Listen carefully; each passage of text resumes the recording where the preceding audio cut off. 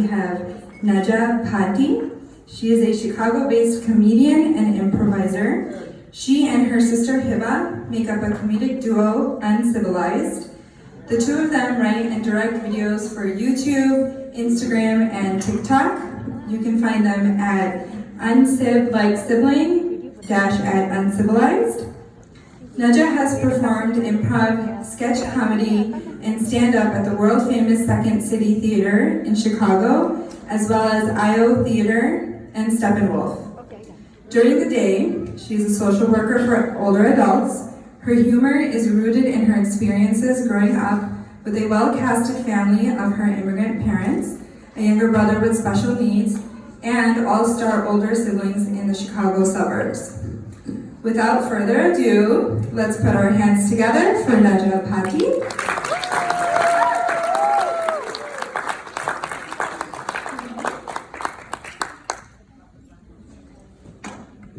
I burned my own calories walking up those steps. It looks like I wear the gown in that photo. I did not. Louder. Oh, okay. You want me to project? We can do that. My therapist told me not to do that, but I can project. All right. Congrats on your fundraiser. We worked hard. We made it all the way here. We raised funds. Now we're going to have fun. We do that for fun. Fundraiser. My name is Najah, and growing up in America, my name was Najah Body. And yeah, nausea, like the symptom. Body, like the thing that has the symptoms. I respond to both. You may call me both. All right, this is my first fundraiser with a silent auction. Thank you. I love a good silent auction, okay? I've never been to one because I'm never silent. So when I walked past, I didn't really know what to do, so I held my breath and I pinched myself so I didn't get tempted to talk, and I walked right past it, and now I'm gonna say everything I want to say over there, up here. I love silence. Give it up for yourselves if you like silence. I'm looking at the moms in the room. I'm looking at the babies. Show of hands if you're a librarian. Okay. Yeah, I love silence. Whoever thought of the phrase silence is golden was onto something. Yeah. People say they don't like the silent treatment. I love it. It's one of my favorite treatments. The auction was giving me the silent treatment earlier. Okay.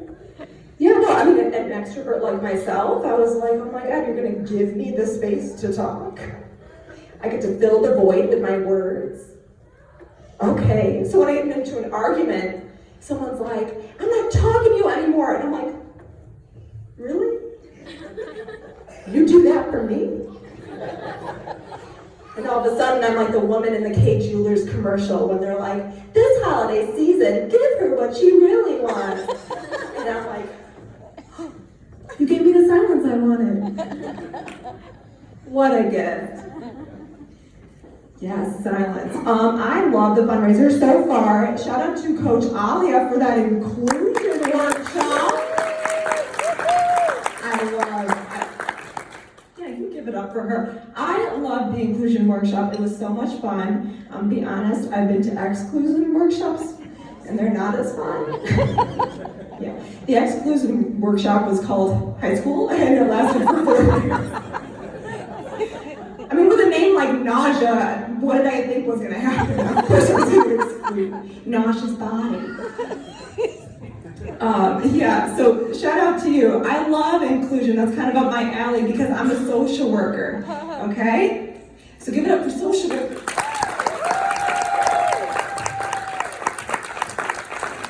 For those of you who didn't clap, let me tell you what a social worker is real quick. A social worker is someone who's kind and helps people in need, which is great because I'm basically getting paid to be Muslim.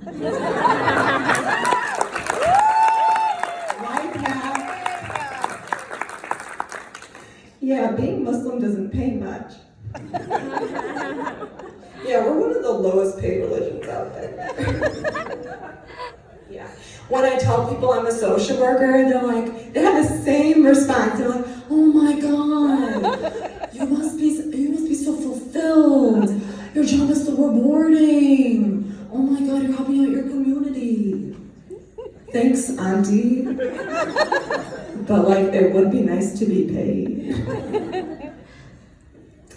Najah, your paycheck is in the akhirah. Okay, how do I get it out? Is there a way I can, get it for early withdrawal? Is there some sort of penalty? I'll pay it. I'll manage that, because let me be honest, I'm sure it's well kept in the akhirah, and that's great. But there's a sushi place I want to try, and it's a little out of my budget. And I don't know how much sushi places are in the akhirah, but I know this one costs a lot.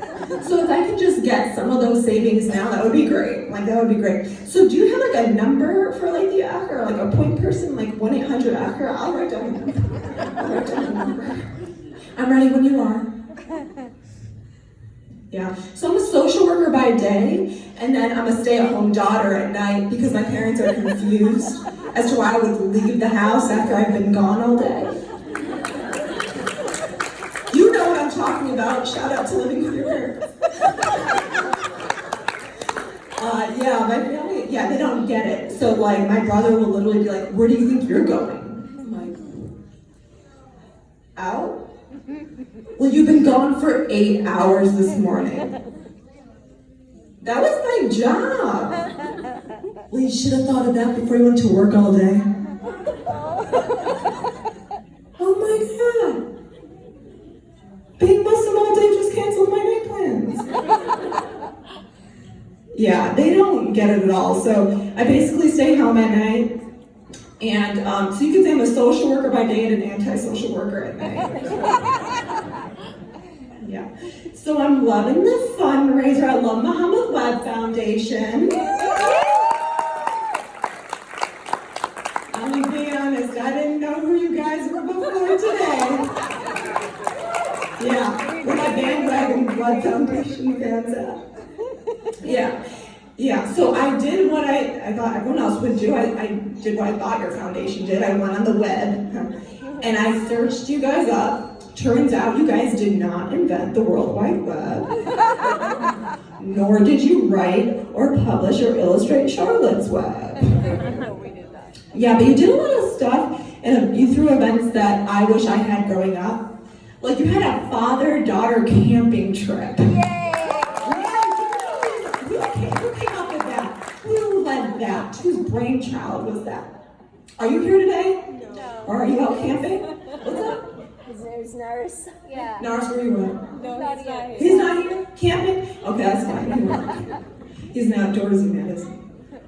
No, I was very intrigued by that event. I was like, how did they get so many daughters out of their house? And do they have any tips as to how they left? Yeah, I have an idea as to how that whole idea came about. My guess is it was something like, hey, Sana, an all-girls camping trip? Sounds great, let me just go ask my dad. Baba, can I go on an all-girls camping trip outside? You're not allowed to go anywhere where I'm not allowed to go. Sana, can we make it a father-daughter camping trip?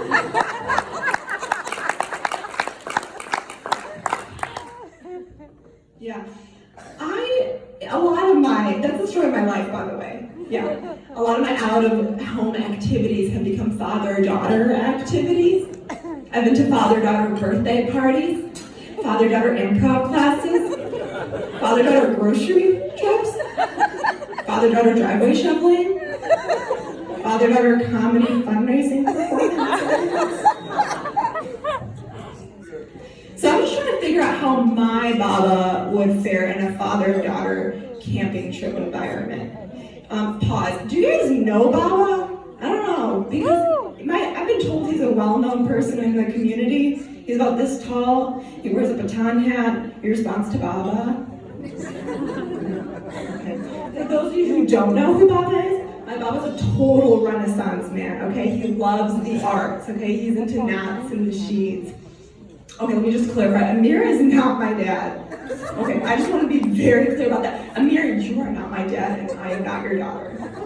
I just wanted to clarify that. I'm so sorry. I turned this into a Maury moment, and I'm sorry for putting on the spot like that. But yeah, my dad, he loves Urdu poetry. My Baba loves Urdu poetry so much that his middle name is Iqbal, named after the Pakistani poet Allama Iqbal. Yeah, give it up for Allama Iqbal. Yeah.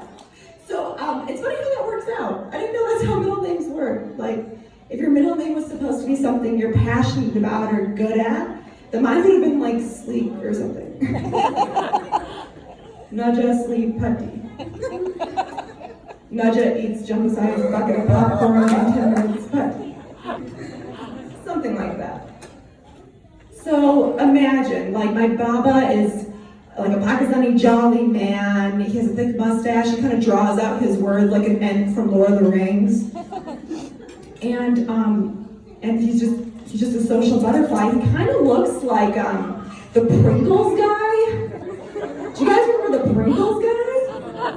Yeah, some of you know what I'm talking about. You know what I'm talking about. It's like the round-shaped egghead with a bow tie and a thick mustache, and he has like those 90s boy band bangs. I don't know how that happened. Those like Nick Carter bangs. Yeah, the Pringles man definitely tried out to be in Backstreet Boys. I'm sure of it. And then when the producer like finally got the 5 guys, he was like, listen, we're so sorry about that. We already have our 5 guys, but we got this hot new snack that we think you'd be great for. Then he became the Pringles guy. Yeah, some of you guys are looking at me like you don't know what Pringles are. And that freaks me out. Because that can mean one of 2 things, okay? 1, your parents didn't let you have junk food growing up, or Pringles are haram. I really hope it's the first one. Because Pringles are halal in my book, okay? Please do not approach me after that. I will close my ears and walk away. I believe in a merciful Lord. Now keep eating them. Yeah, and so that's pretty much the Pringles guy. But he's like a Pringles guy in 40 years, so like the Monopoly guy? Yeah, you guys know what Monopoly is, and I'm not even gonna double check that with you guys. That game's definitely haram. Because of how fun it is. Yeah, not because of the throwing people in jail part. Not because of the winning second prize in a beauty contest when everyone knows I win first. That was not a joke. Or because of how long it lasts. That game lasts so long. It is a marathon to play that game. Monopoly lasts longer than Tharabi. Tharabi and fundraising. On an odd night. Yeah. I look like the Pringles man when I start that game and the Monopoly guy when it ended. It takes like 40 years, I swear. A little Gulgother kind of situation. But yes, so my dad also loves culture. Baba loves culture. He loves names. He'll like squeeze like your family tree and like your family secrets and your origin story just based off of your name. He can connect with anybody based on their name. It's amazing. My dad's a natural people person. He's a natural performer, okay? And it makes sense too because I grew up in the circus. Yeah, I grew up in the circus. My mom was like, no, Najah, for the last time, we went to the Skokie Festival of Cultures each year, and it's not a circus. That's where every country came together, they had their own tent, and they showcased their culture and their music and their talents. I'm like, Mama, a bunch of minorities having a talent show in a tent. That's a circus. That's a circus. And I remember it like it was yesterday, okay? I remember raising the tents, and then raising the flags, and a Pakistani flag was hanging proudly, and there was buzz in the city of Skokie. And all the people would come, they would funnel into the Skokie area, and they would just be looking for the next main attraction. We were stationed across from the camels and elephants and pony rides. It was great, and everyone was looking for the stars of the show. My parents were the stars of that show. The Brown, Barnum, and Bailey. My parents now complain about their health, and my dad's like, oh, I have knee problems. I'm like, Baba, you carried a circus on your back for 30 years. Of course you have arthritis. So they held that show down. So it was really great. My mom would be on one side of the tent, and she'd be performing Mendy and all the suburban moms who took every opportunity to make things a cultural moment. And they'd be like, oh my God, look at that flower you made. I can't believe it. Oh, Janice, Karen, look at what she did to my hand. It's so beautiful. You said it was henna. Will it stay on forever? Oh God. What does a flower mean? It just doesn't look. What does it mean? Is it something exotic in your language? It's just a flower. No, but it's just so beautiful. And look at the vines and the dots. Oh my God. What does it mean in your religion? It means flower. Two things. Why is this woman making a flower more than it is? Second, what is Jennifer Coolidge doing in Skokie? Jennifer. Whatever. My mom is fielding Jay Coolidge's questions over here, and my dad is holding it down on the other side of the tent. And he has his kids, aka his minions, running around announcing on his behalf. Step right up. Come right up. This is my dad. Greetings from Pakistan. Come get your names written in Urdu. You got a name? He'll write it. We're like the brown cheaper by the half dozen. And my dad is sitting there, and everyone is there to see my dad. We got Mexico and Poland, the tents next to us. They're looking over, craning their necks, trying to figure out what we're about to do. The British tent across from us is shaking their head, just a little bit salty as to why they didn't colonize this act to begin with. And my dad is the star of this show. Maria Pappas, like the Cook County treasurer, is like elbowing her way to the front, trying to get a good look. And then a suburban mom would come and approach my dad and tell him her name. And my dad would just be like, okay, wow, Mary Lou, what a great name, what a strong name, Mary, Mary. And we have a Mary too, you know, in our religion, Mariam. Very strong, very pious lady. Ooh. So strong, so pious. That's the power of marriage.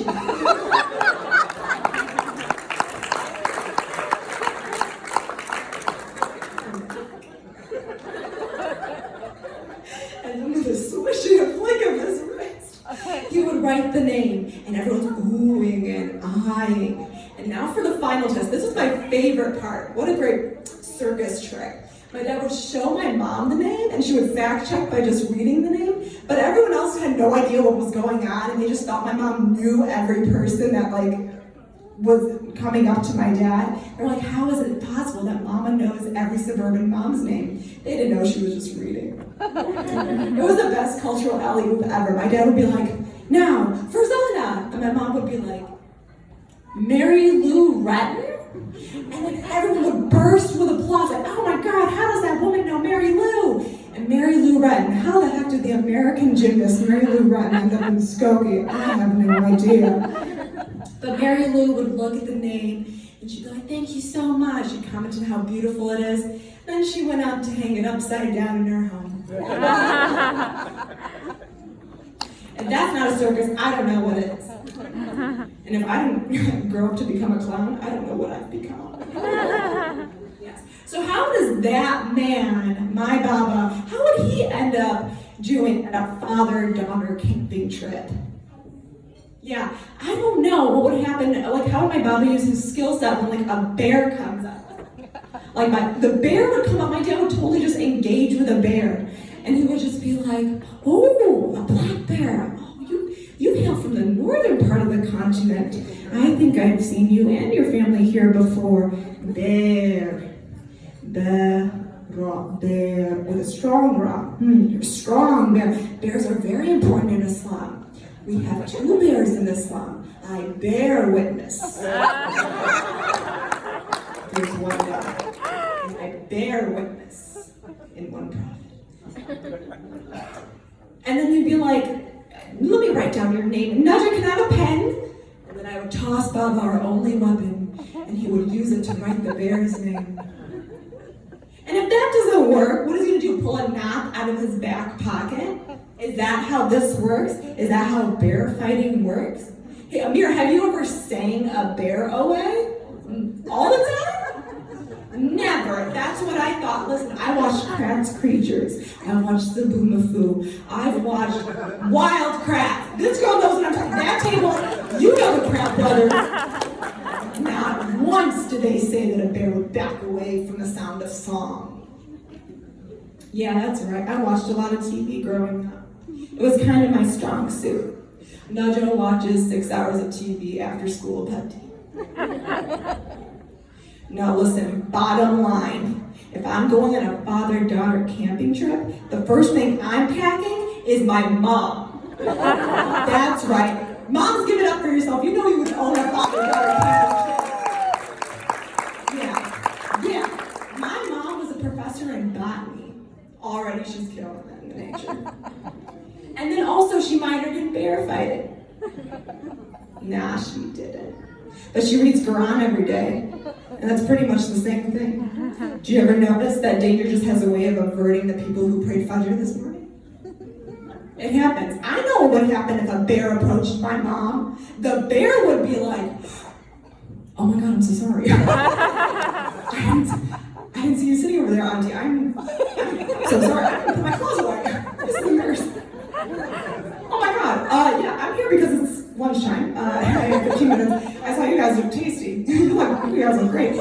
I'm gonna go. I'm sorry. I didn't mean to just wrap this. You keep going, Auntie. That's great, that tweet. Great courage. Okay, all right. Go Bears. That's the type of spiritual protection I need. Fighting up there.